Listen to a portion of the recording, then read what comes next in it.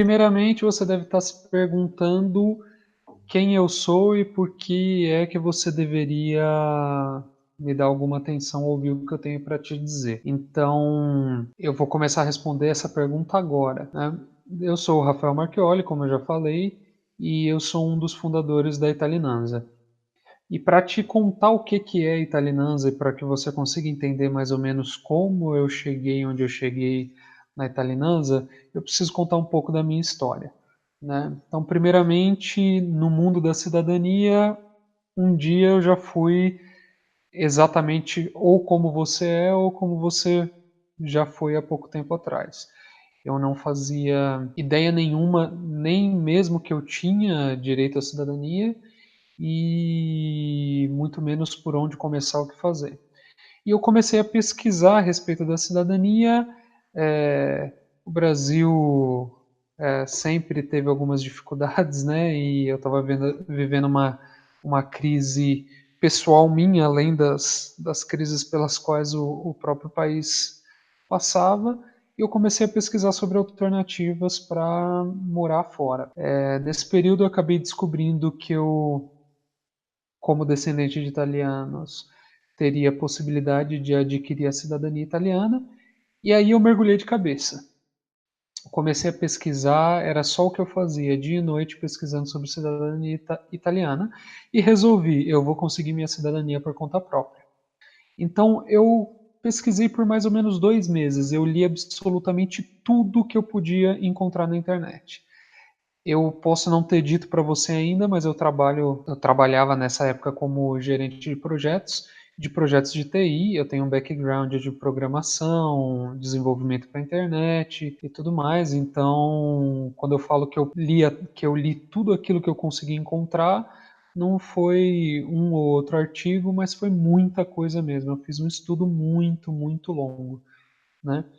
E longo não, porque foram 2 meses, mas muito amplo, com muito material, muito conteúdo. Até que, num determinado ponto, ainda mais como gerente de projetos, eu comecei a avaliar alguns riscos que tinha nesse projeto e resolvi que eu não percebi que eu não teria controle suficiente sobre o projeto e sobre os valores que eu iria gastar, o tempo que eu iria levar para fazer o meu reconhecimento. Por isso, ao perceber que eu não teria controle suficiente, eu fiz o que muita gente faz. Eu resolvi terceirizar esse risco. Então, eu pensei, as coisas que eu não entendo, as coisas que eu não sei como fazer, não tenho como garantir, um assessor possivelmente vai conseguir garantir para mim. E eu fui atrás de uma das assessorias que tinham mais destaque na internet na época e comecei a conversar com eles. Falei, sinceramente, por horas com, digamos assim, a vendedora deles, né? Porque a assessoria era razoavelmente grande, então não era ela que cuidava do processo diretamente.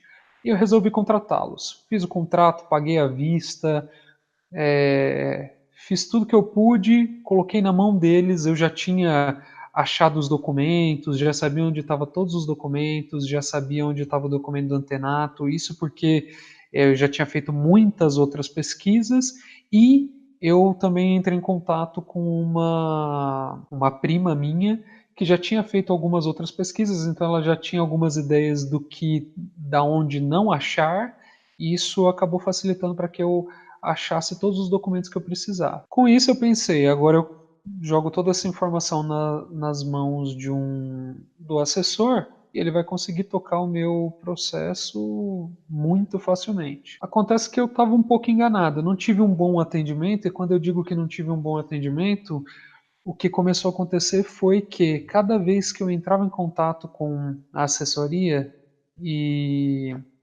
eu fazia isso semanalmente ou a cada 2 semanas, eles me davam alguma resposta vaga e me respondiam alguma coisa que eu, como apesar de em pouco tempo já estava conhecendo bem o processo, percebia claramente que não era uma resposta válida. Eram respostas que você percebia que eram vagas, e isso começou a dar um sinal de alerta na minha cabeça. Eu comecei a ficar muito preocupado com isso que, seguindo o contrato que nós tínhamos, que era um contrato assim longuíssimo, né? Era uma coisa que podia levar quase 9 meses para eu marcar minha passagem para a Itália. E eu esperei todo o tempo que foi necessário, até que quando chegou o limite do contrato, eu percebi que nada tinha sido feito, não tinham andado, né? E eles queriam marcar a minha viagem para a Itália para dali 3 a 6 meses. Então, nessa hora eu fiquei desesperado, porque eu estava fazendo todos os projetos com relação a trabalho, todas as coisas da minha vida estavam centradas em me mudar para a Itália, e eu estava contando que, como eu estava pagando caro por uma das melhores assessorias, tinha um caso relativamente fácil, porque já tinha os documentos, eu conseguiria isso rapidamente, conseguiria rapidamente a cidadania. Não foi o que aconteceu. Eu tive uma briga homérica com digamos assim, o sócio principal dessa assessoria para conseguir fazer ele marcar minha viagem para a Itália. Ele marcou, ainda me cobrou uma taxa bem salgada aí de uns 300 euros a mais para marcar minha viagem mais cedo. Isso porque esse mais cedo já era além do limite do contrato, e no contrato ele deveria devolver meu dinheiro na realidade, mas eu queria a cidadania, não queria o dinheiro de volta. E eu fui para a Itália pela primeira vez. Eu não vou me estender muito nos detalhes de como isso aconteceu, mas a realidade é que, chegando na Itália, eu descobri que eu não tinha documento nenhum. Tinha alguns poucos documentos brasileiros, mas não tinha o documento do meu antenato, não tinha sido pego, e eu não tinha como dar entrada no processo. Além disso, por mais ingênuo que possa parecer, nessa época eu ainda achava que essa assessoria era fazer as coisas de forma legal.